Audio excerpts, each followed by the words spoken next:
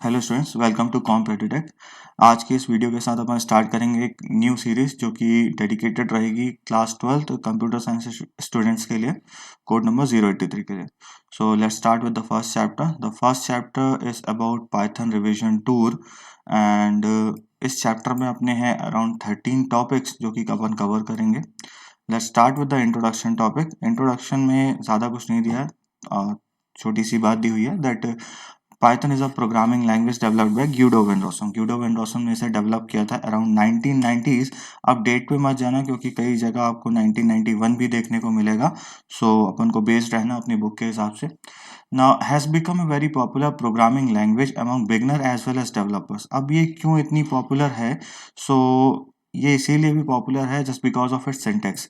For an example, if we need to write any print, और अगर हमें कुछ प्रिंट करना है तो प्रिंट करने के लिए इसमें केवल एक कमांड देना होता है, print, and then under the parenthesis and in the double quotes और single quotes you can write something called hello world, and as you're going to print it, or as you're going to enter the button, click on enter button, it is going to give the result that is hello world.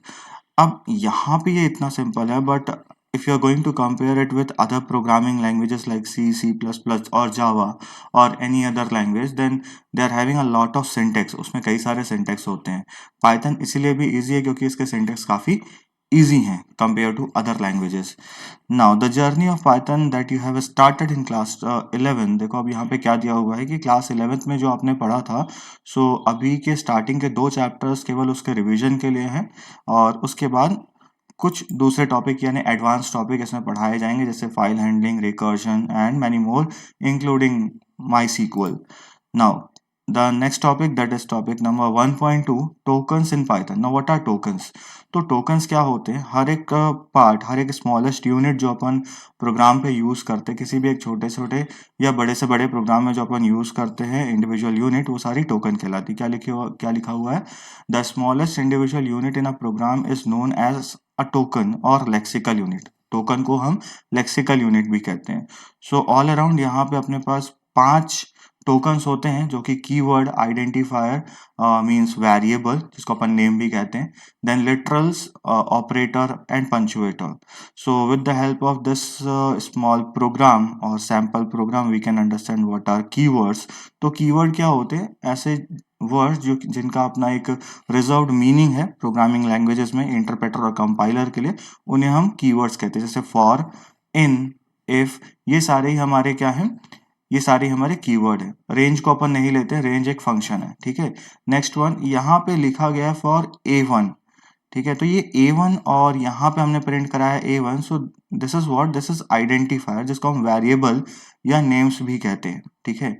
Then coming to the next one कि operators क्या होते हैं। सो हमने कई बार operator के बारे में पढ़ा है कि mathematical operator, logical operator, assignment operator, comparison operator, कई सारे ऑपरेटर होते हैं। सो जो भी मैथमेटिकल सिंबल या कुछ एक्सप्रेशन की जो रिजल्ट निकाले, वो सारे क्या होते हैं? हमारे ऑपरेटर होते हैं, ठीक है, जो 2 ऑपरेंड को कैलकुलेट कराते हैं। जैसे a मॉड्यूलस 2, ये जो परसेंटेज का साइन होता है मॉड्यूलस का होता है, तो a मॉड्यूलस 2 अगर 0 हुआ तो ये प्रिंट कर देगा A1 की वैल्यू यहाँ पे, ठीक है। तो ये मॉड्यूलस साइन और ये यहाँ पे जो equal sign, double equal sign है, दैट इज फॉर ऑपरेटर, ठीक है। और ये इक्वल साइन होता है कंपैरिजन ऑपरेटर के लिए। Now coming to the next one. अब यहाँ पे आप देखोगे कहीं पे कॉलन लिया गया है जो कि अपन फॉर, वाइल, इफ, एल्स के साथ यूज करते हैं, जो कि एक ब्लॉक को भी इंडिकेट करवाता है। सो ये जो कॉलन है, हैशटैग है, ये सारे हमारे क्या कहलाते हैं? पंचुएटर्स कहलाते हैं। देन यहाँ पे हमने रेंज फंक्शन के अंदर 2 रेंज दिए, 1 से स्टार्ट करेगा, 10 तक जाके स्टॉप करेगा, ठीक है। तो ये सारे क्या हैं? और ये जो 0 हमने लिया है इक्वल में, तो ये हमारे कहलाते हैं लिटरल्स। क्या कहलाते हैं? Literals. Now coming to the next one, ठीक है, एक एक करके इसको थोड़ा सा समझते भी हैं। Now what are keywords? So as it is written, keywords are predefined word with a special meaning to the language compiler और interpreter। ये क्या होते हैं? रिजर्व्ड वर्ड्स होते हैं या स्पेशल पर्पस के लिए यूज किए जाते हैं। और हम नॉर्मल आइडेंटिफाई यानी जब भी हम वेरिएबल डिफाइन करते हैं तो हम इस तरीके से वर्ड्स को यूज़ नहीं कर सकते, ठीक है, इनिशियल स्टेज में या कैसे भी हम इनका यूज़ नहीं करते हैं क्योंकि इसका मीनिंग फिर डिफरेंस हो जाता है, ठीक है, प्रोग्राम इसको समझ नहीं पाएगा। नाउ अगर कई बार आपने यूज़ किया हो या गलती से भी कर लिया हो, फॉर एन एग्जांपल अगर अपन यहाँ पे लेके चलते हैं फॉल्स इज इक्वल्स टू, और यहाँ पे हमको इसको स्ट्रिंग प्रोवाइड कर देते हैं, सपोज मेरा ही नाम ले लो, ठीक है, विशाल, तो क्या ये एक्सेप्ट करेगा? नहीं, ये क्या बोलेगा? Can not assign to false, क्योंकि फॉल्स क्या है, ये एक कीवर्ड है, ठीक है, तो कीवर्ड का अपना ही एक मीनिंग होता है, तो उस केस में अपन यहाँ पे क्या करेंगे, कोई भी कीवर्ड को एज अ आइडेंटिफायर या वेरिएबल या नेम्स नहीं यूज करेंगे, ठीक है। नाउ कमिंग टू नेम, अच्छा चलो, अब यहाँ पे अपन ने आइडेंटिफायर के लिए बारे में तो सुन लिया कि अपन यहाँ पे आइडेंटिफायर के लिए यूज नहीं करेंगे, तो फिर आइडेंटिफायर होता क्या है या कैसे उसको लिखते हैं, तो ये क्लास 11th में अपन ने बहुत अच्छे से पढ़ा है कि आइडेंटिफायर से वेरिएबल्स या जिसको नेम भी कहते हैं होता क्या है। So identifier are the names given to different part of the program with variables, object, classes, function, list, dictionary and so forth. देखो, किसी भी चीज, किसी भी वैल्यू को हमें स्टोर कराना है तो हम स्टोर तो कराते हैं, बट उसके लिए हमें कुछ वेरिएबल चाहिए या आइडेंटिफायर चाहिए। तो वेरिएबल या आइडेंटिफायर करता क्या है, ये केवल रिफर करता है उस पर्टिकुलर वैल्यू या लोकेशन को जहाँ पे भी वैल्यू स्टोर्ड है। फॉर एन एग्जांपल, अगर मैं एक एग्जांपल ले लूँ आपके लिए यहाँ पे कि मैं लेकर चलूँ num1 is equals to something called 5, okay, now if you are going to check num1 और id of num1, तो जब भी हम id इसकी चेक करेंगे तो ये क्या बताएगा अपन को, उसकी id या लोकेशन बताएगा कि ये कहाँ पे, तो ये इस लोकेशन पे यहाँ पे सेव है। तो ये आइडेंटिफायर जो होता है या जो हमारा वेरिएबल होता है, ये उस मेमोरी लोकेशन को रेफर करता है जहाँ पे वो वैल्यू स्टोर्ड है, मतलब जहाँ पे 5 स्टोर्ड है तो वो ये उसकी लोकेशन है, ठीक है। अब अपन आगे भी पढ़ेंगे इसके बारे में, कई सारे टॉपिक दिए हुए हैं दैट इट इज इसको अपन डायनामिकली टाइप भी होता है, स्टैटिक टाइप भी होता है, वो अपन आगे पढ़ने वाले हैं। तो यहाँ पे इसके कुछ रूल्स डिफाइन किए गए हैं कि वेरिएबल या आइडेंटिफायर को किस तरीके से लिखा जाएगा। So variable name must only be a non keyword word with no space in between, यानी ये जो आपके अराउंड 33, ये इसको अगर आप काउंट करोगे तो 33 यहाँ पे दिखाए हुए हैं कीवर्ड हमारे हैं, तो इन 33 कीवर्ड के अलावा आप कोई भी वर्ड ले सकते हो, ठीक है। Now the next one, variable name must be made up of only letters, number and underscore, but remember you don't have to use this number first, ठीक है, आप नंबर्स के साथ स्टार्ट नहीं कर सकते हो, वेरिएबल्स को बीच में आ सकते हैं। Then variable names can not begin with a number, जो कि अभी मैं बोला कि ये नंबर्स के साथ स्टार्ट नहीं होता है, लेटर्स के साथ स्टार्ट होगा या अंडरस्कोर के साथ स्टार्ट होता है। बेस्ट प्रैक्टिस ये होती है कि हम किसी एक लेटर के साथ स्टार्ट करें, ठीक है। Now Python is a case sensitive, अब यहाँ पे देखना थोड़ा सा ध्यान से कि पाइथन क्या है, इसका case sensitive language, sorry for this, coming back to this one, fine. Python क्या है, Python is a case sensitive as it treat upper and lower case character differently, ठीक है। पाइथन क्या है, केस सेंसिटिव लैंग्वेज है, तो इसमें अगर आप कोई वैल्यू दे रहे हो, इनकेस अगर जैसे अपन ने यहाँ पे ध्यान देना, अपन ने फॉल्स लिया था, तो क्या फॉल्स कीवर्ड अगर मैं स्मॉल पे लिख दूं, false is equals to, and again I am using this my name Vishal, ठीक है, तो क्या ये स्टोर करेगा? हाँ, इस टाइम पे ये क्या करेगा, ये स्टोर कर लेगा और यहाँ पे रिजल्ट दे देगा, क्योंकि उसकी मीनिंग यहाँ पे डिफरेंस हो गई, ठीक है, यानी फॉल्स की जो मीनिंग यहाँ पे है वो डिफरेंस कर जा रही है। लेकिन जब अपन ने कैपिटल में लिखा था तो ये क्या कहला रहा था, कीवर्ड कहला रहा था, बट इसका मतलब ये नहीं कि आप ये कीवर्ड को यूज करोगे, आपको कीवर्ड को भी यूज नहीं करना है, भले वो आप कैपिटल पे लिखो या स्मॉल पे लिखो, कोशिश करना है कि इसको थोड़ा सा इग्नोर करें इन सारे वर्ड्स को, ठीक है। Now coming to the next one, अपने इमेज पे वापस आते हैं। सो आई होप कि आइडेंटिफायर समझ में आए। कुछ और एग्जांपल्स अपन समझते हैं कि यहाँ पे आपके कुछ वैलिड और इनवैलिड आइडेंटिफायर्स दिए हुए हैं, ठीक है, कि कुछ वैलिड आइडेंटिफायर जो कि यहाँ पे चालू हो रहे हैं। सो माई फाइल, देन ये आप देख सकते हो, if you are going to use hyphen or dash in between the variable name then it is going to be invalid, क्योंकि यहाँ पे हम हाइफन यूज नहीं करते, हाइफन की जगह पे हम अंडरस्कोर यूज कर सकते हैं, जैसा कि हमने यहाँ पे किया है, ठीक है।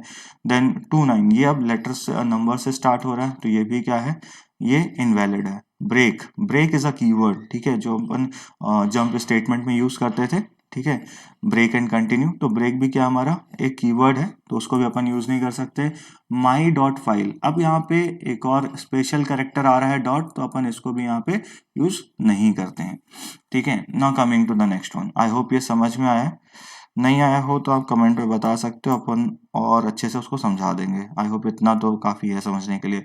नेक्स्ट वन, लिटरल्स वैल्यूज, ठीक है। अभी लिटरल और वैल्यू ये जो लिखा हुआ है ये होता क्या है। अभी तक हमने क्या पढ़ा, आइडेंटिफायर, तो आइडेंटिफायर में जो वैल्यू जाने वाली है उसको अपन क्या बोलते हैं, लिटरल कहते हैं। अब क्योंकि जो वैल्यू जाती है वो अलग अलग टाइप की होती है, देखो यहाँ पे लिखा क्या हुआ है, literals are data item that have a fixed and constant value. Literals क्या होते हैं, डेटा आइटम्स होते हैं जिनकी अपनी एक फिक्स्ड या कांस्टेंट वैल्यू होती है। फॉर एन एग्जांपल अपन यहाँ पे लिया था like false is equals to this, num is equals to 5 और नम इज इक्वल्स टू 5। तो ये जो 5 है हमारा, ये क्या है, अभी लिटरल है, जो कि इंटीजर लिटरल, नंबर लिटरल के अंदर पे आएगा, ठीक है। Python allow several kind of literals which are being given below, यहाँ पे नीचे दिए हुए हैं कई सारे लिटरल्स। स्टार्ट करते हैं अपने स्ट्रिंग लिटरल्स के साथ में, ठीक है। यहाँ पे क्या लिखा हुआ है, a string literal is a sequence of characters surrounded by quotes, single और डबल कोट और ट्रिपल कोट। अब यहाँ पे बात समझनी होगी, देखो स्ट्रिंग क्या होती है, अलग अलग टाइप से डिफाइन की जाती है। अगर आपको सिंगल लाइन स्ट्रिंग लेनी हो तो वो चीज अलग डिफाइन होगी, मल्टी लाइन स्ट्रिंग लेनी हो तो वो अलग होगी। कैसे समझते हैं, ठीक है। इन केस यहाँ पे मैं इसको एक क्लोज कर देता हूँ, और नहीं चलो इसी में करते हैं अपन, ठीक है। टेक्स्ट 1 इज इक्वल्स टू, और अगर मैं यहाँ पर देकर चलूँ, इन केस हेलो वर्ल्ड लिखते हैं एंड हेलो वर्ल्ड, तो ये क्या करेगा, ये सिंगल लाइन स्ट्रिंग कहलाया, ठीक है। ये जो हमने अभी लिखा हुआ है text 1 is equals to hello world, this is our single line string. In case अब ये सिंगल लाइन स्ट्रिंग तो हमने सुन लिया, अब ये है क्या, तो यहाँ पे क्या लिखा हुआ देखते हैं, single line string must terminate in one line, that is the closing quote should be on the same line as that of opening quotes. क्या बोल रहा है ये, कि जहां से आप स्टार्ट करोगे, जैसे अपन ने यहाँ पे कोर्स से स्टार्ट किया और यहाँ पे कोर्स बंद कर दिया, तो ये क्या अपनी सिंगल लाइन स्ट्रिंग है। इन केस अगर मैं कुछ ऐसा करूं कि यहाँ पे टेक्स्ट या कुछ भी लिखकर, ठीक है, कि टेक्स्ट अगेन अपन यहाँ पे 2 ले लेते हैं, टेक्स्ट 2 इज इक्वल्स टू, और मैं यहाँ पे सिंगल कोट्स के साथ स्टार्ट कर रहा हूँ, बट मुझे एक लाइन नीचे लिखनी है, ठीक है। यहाँ पे मुझे इसके नीचे जाना, तो ये क्या करेगा, क्या ये एक्सेप्ट करेगा, नहीं, ये क्या बोल देगा, unterminated string detected at line 1, line 1 पे जो अपन ने यहाँ पे लिखा ये क्या है, गलत है। तो इसके लिए सॉल्यूशन क्या है, अगर मुझे मल्टीपल लाइन यूज करनी है तो इसके लिए अपने पास एक सॉल्यूशन है। मैं फिर से यहाँ पे ले रहा हूँ टेक्स्ट 2 इज इक्वल्स टू, और यहाँ पे जब मैंने कोर्स स्टार्ट किया और मैंने एक टेक्स्ट लिखा that is hello world, hello. अब मुझे नेक्स्ट लाइन पे जाना, तो नेक्स्ट लाइन के लिए अपने पास एक होता है बैक स्लैश। बैक स्लैश क्या करेगा देखते हैं, जैसे हम एंटर करेंगे एक्सेप्ट कर लेगा। देखो यहाँ पे एलिप्सिस दिखा रहा है 3 डॉट्स, मतलब यहाँ पे क्या है, ये एक्सेप्ट कर रहा है, कोई एरर इसने नहीं दिया। सो जैसे अपन यहाँ पे वर्ल्ड लिखते हैं, तो ये क्या, ये जो बैक स्लैश अपन ने यूज किया है, ये क्या अपन को परमिशन देता है, ये परमिशन देता है कि अपन मल्टीपल लाइंस लिख सकते हैं, ठीक है। और जैसे मैं एंटर करूंगा इसने एक्सेप्ट कर लिया। अब इसका आउटपुट कैसा आएगा, तो टेक्स्ट 2 को जैसे अपन लिखते हैं तो ये क्या देगा, अपन को रिजल्ट दे देगा हेलो वर्ल्ड, ठीक है। अब यहाँ पे इसने हेलो वर्ल्ड तो अपन को दिखा दिया। फिर नेक्स्ट पे अपन जाते हैं, इसको थोड़ा सा अपन क्लोज कर लेते हैं क्योंकि इसमें थोड़ा सा दिक्कत जाएगा, ये चालू करते हैं, इसी में लिखते हैं, ठीक है। एक तो ये अपन ने समझ लिया।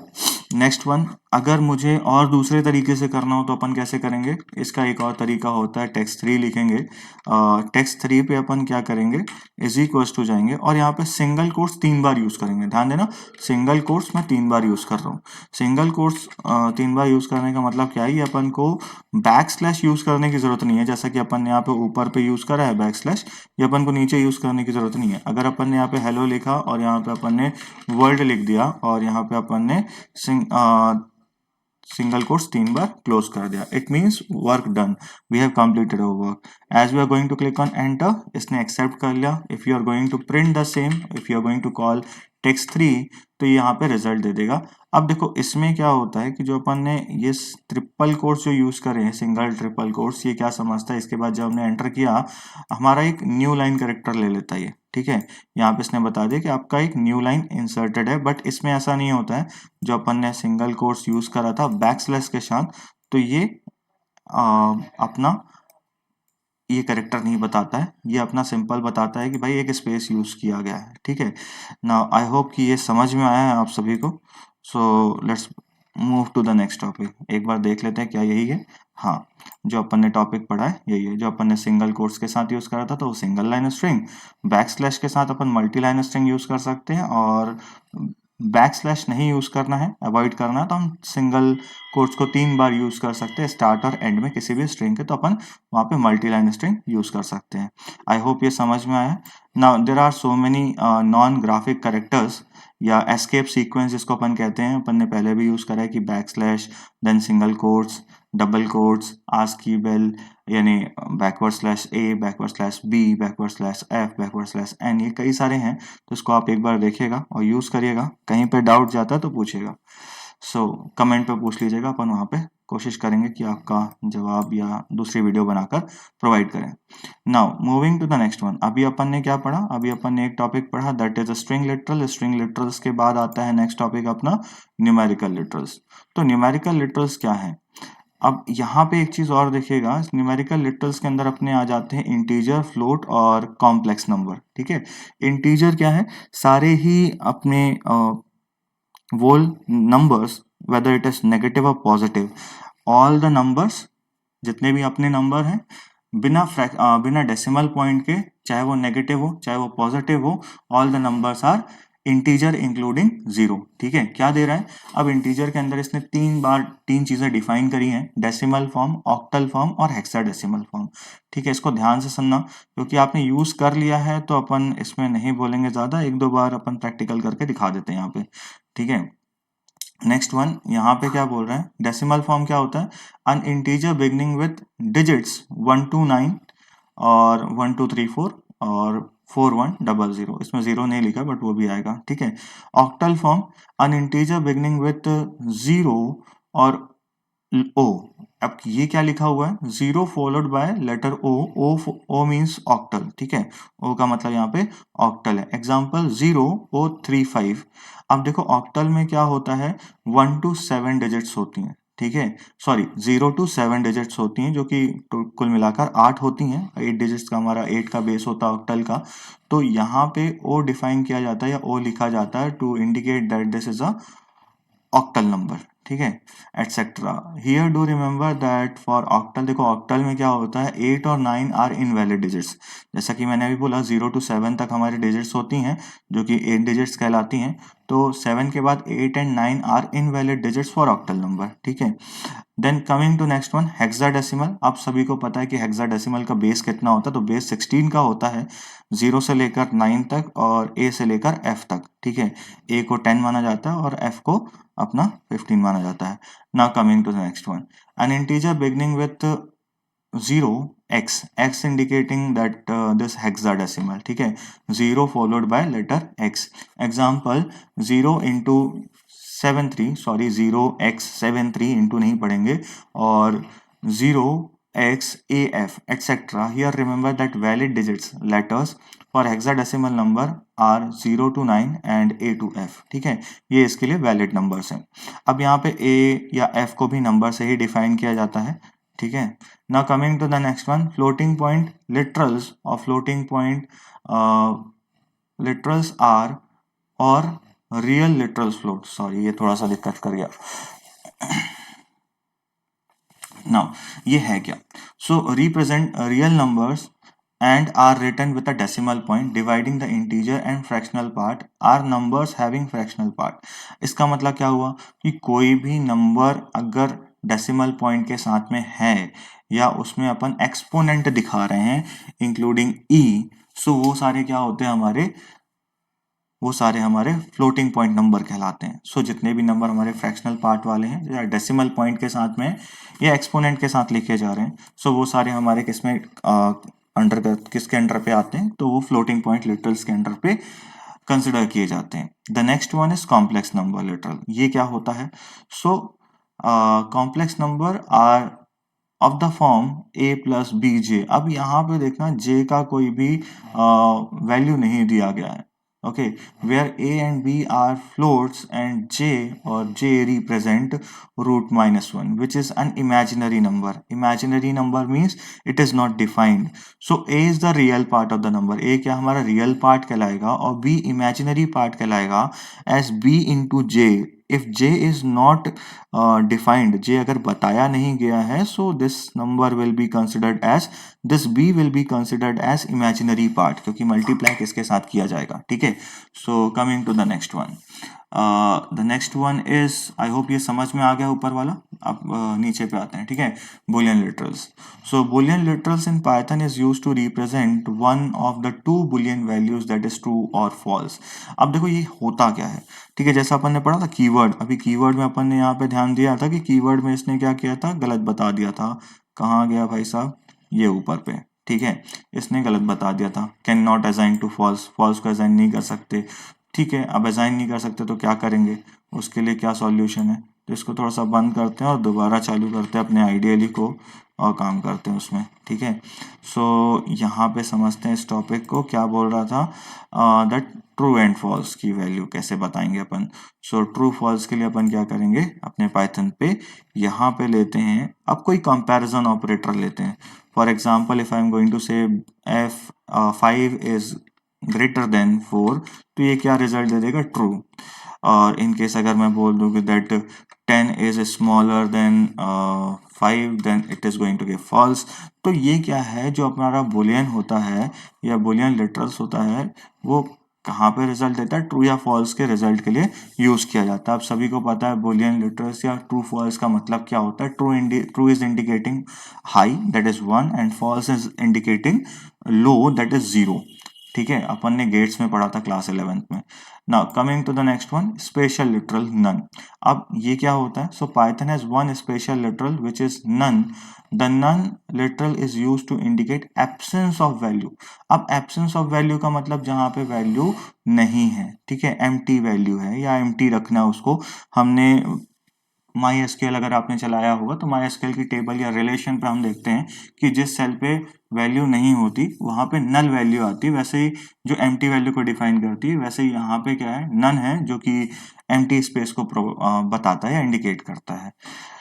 देन वन मोर थिंग, एक यहाँ पे लाइन दी हुई है, Python can also store literal collection in the form of tuple and list etcetera. ठीक है. यहाँ पे क्या है कि लिटरल की फॉर्म पे भी ये स्टोर कर सकता है टपल और list. So now moving to the next one. कुछ ही टॉपिक अपने बचे, इसको भी कवर करते हैं, दैट इज ऑपरेटर्स. तो अब ऑपरेटर्स क्या होता है, अभी अपन ने यहाँ पे चलाकर देखा प्लस माइनस, और यहाँ पे हमने रिलेशनल कंपैरिजन ऑपरेटर भी देखे जो कि लेस देन और ग्रेटर देन है. ठीक है. ये सारे हमारे क्या होते हैं, अलग अलग ऑपरेटर्स होते हैं.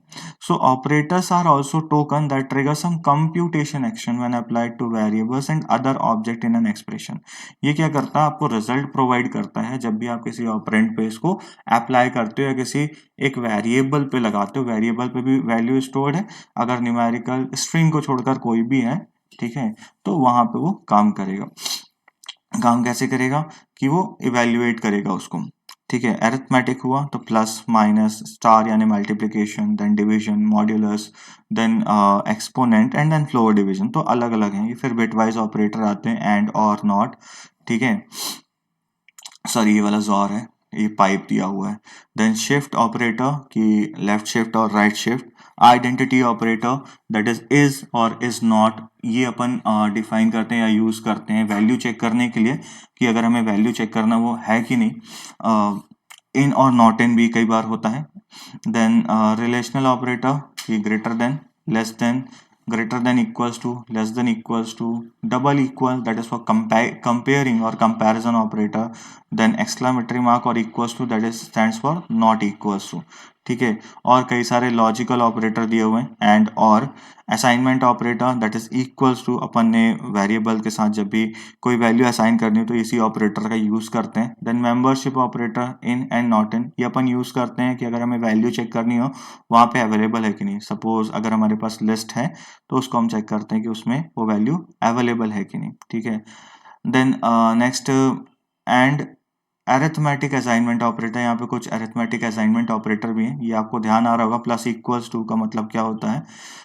अगर मैं बोलूँ कि A is equals to A plus equals to, अगर मैं यहाँ पे बात करूँ, अपन कोई वैल्यू अगर लेकर चलते हैं तो A is equals to A plus one वहाँ पे देता है।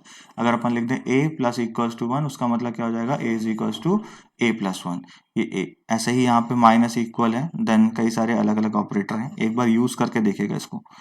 अगर आपने मोस्ट प्रोबेबली 11th क्लास में plus equals to minus equals to काफी यूज किया होगा। Then coming to the next one called punctuators. तो पंचुएटर्स क्या होते हैं?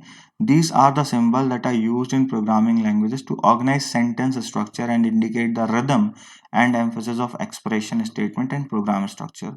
अब यहाँ पे कई सारे आपके सिंबल्स यूज होते हैं, जैसे parenthesis, then square bracket, curly braces, at the rate, colon, dot, equal and hashtag, quotes, single quotes and backward slash.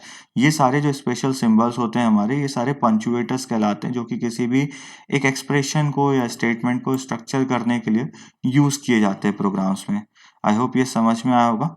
Now moving to the next one. With this I hope यहाँ तक समझ में आ गया है। Next topic that is bare bones of Python program, ये अपन next class में कंटिन्यू करेंगे। Thank you for today.